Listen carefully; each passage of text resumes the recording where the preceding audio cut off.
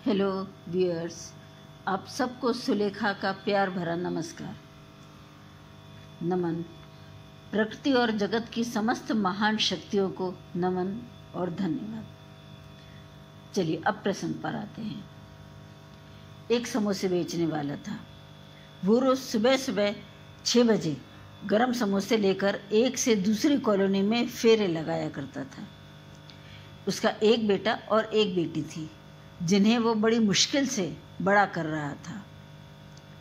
एक दिन मैंने उत्सुकतावश उससे पूछ ही लिया, बड़ी मेहनत करते हो, कितने बजे उठ जाते हो? उसने कहा, मैडम मेरी पत्नी और मैं हम 3 बजे उठ जाते हैं, फिर मैं 5 बजे घर से निकलता हूँ, आसपास बेचता हुआ 6 बजे तक यहाँ और 8 बजे तक वापस अपने घर पहुँच जाता हूँ और सो जाता हूँ। फिर 10 बजे दफ्तर जाता हूँ। बच्चों के लिए इतना तो करना ही पड़ता है ना। वक्त अपने पंख फैलाकर उड़ता चला गया। इस वक्त के पंछी ने कब 17 वर्ष नाप डाले पता ही नहीं चला। इसके बाद एक दिन वही समोसे वाला निमंत्रण पत्र देने प्रातः 10 बजे रविवार को मेरे घर पहुंचा। निमंत्रण पत्र पढ़कर पता चला कि उसकी IAS बेटी का विवाह किसी IAS से ही हो रहा है। उसने मेरा आश्चर्य मिटाते हुए कहा, हाँ मैडम, मेरी बेटी इसी वर्ष IAS अधिकारी चयनित हुई है और उसका विवाह भी निकटवर्ती जिले के IAS से ही होने जा रहा है, जबकि मेरे बेटे का इंजीनियरिंग का अंतिम वर्ष है। 2 वर्ष बाद पता चला कि उसका बेटा इन्फोसिस कंपनी में कार्यरत है, जो कंपनी की तरफ से 3 वर्षों के लिए जापान गया हुआ है। मैंने एक दिन उसे बुलाकर पूछ ही लिया कि इतनी कम कमाई में वो बच्चों को इतनी अच्छी शिक्षा और इतने उच्च पदों तक कैसे पहुंचा सका। उसने कहा, मैडम मैं समोसे बेचने व दफ्तर जाने के अलावा और भी कुछ करके कमाने की कोशिश करता रहता था और अपने दैनिक व्यय पर हम पति पत्नी इतना कड़ा अंकुश रखते थे कि रात में बाजार में बची हुई सस्ती सब्जी लाकर ही घर में खाना बना लेते थे। एक दिन मेरे बेटे ने कहा कि ऐसी हरी सब्जी रोज़ रोज़ नहीं खाई जाती। मैं तो तंग आ गया। मेरे दोस्तों के घर तो मटर पनीर, मलाई कोफ्ते, दम आलू ये सब बनता है। मैं उसकी बात समझ गया। मैंने उदास मन से उसके आंसू पोंछे और प्यार से उसको समझाया कि बेटा कभी अपनी थाली की तुलना दूसरे की थाली से मत करो, बल्कि ये देख कि हम तेरे माता पिता अपनी इच्छाओं को मारकर कितनी कड़ी मेहनत करके तेरे लिए ये थाली जुटा पाते हैं। तू इसी थाली के स्तर को अपनी मेहनत से उठाने की कोशिश करना, क्योंकि हम तो इसी थाली में ही तेरा उज्जवल भविष्य देख रहे हैं। वो समझ गया।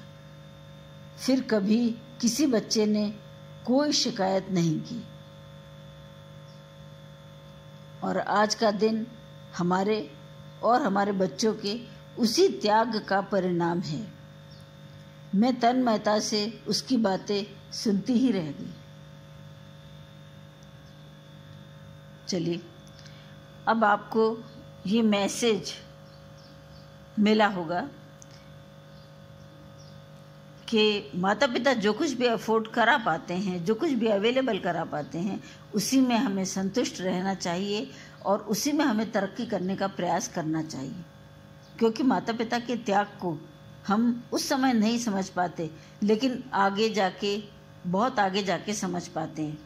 तब तक वक्त हाथ से निकल चुका होता है। इसीलिए समय रहते ही इन बातों को समझें और अपनी तरक्की पर ध्यान दें। ठीक है, थैंक यू। अच्छा, वन थिंग मोर, आप लोग new generation, I am talking to you specially, आप लोग ईयरफोन का आजकल बहुत इस्तेमाल करते हैं। ईयरफोन का ज़्यादा इस्तेमाल अच्छी बात नहीं है। ये डिवाइसेस नुकसान करती हैं।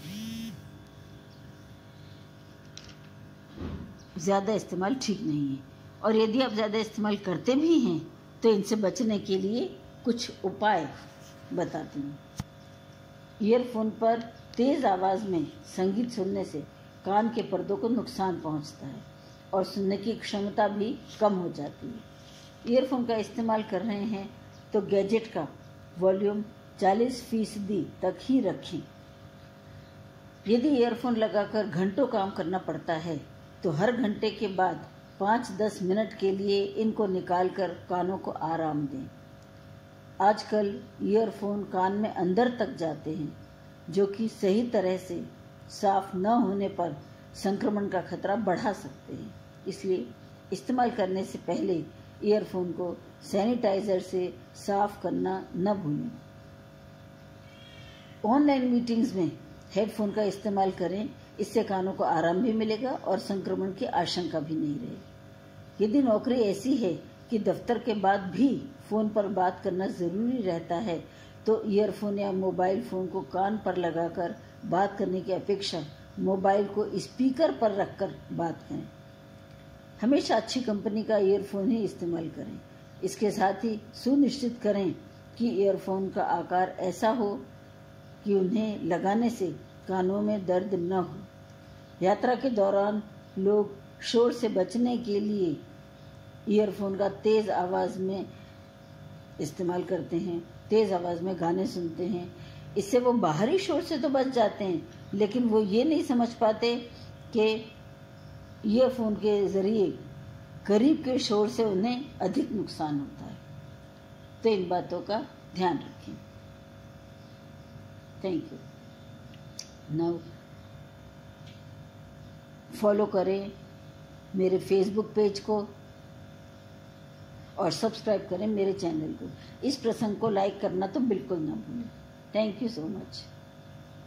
गुड बाय, फिर मिलेंगे।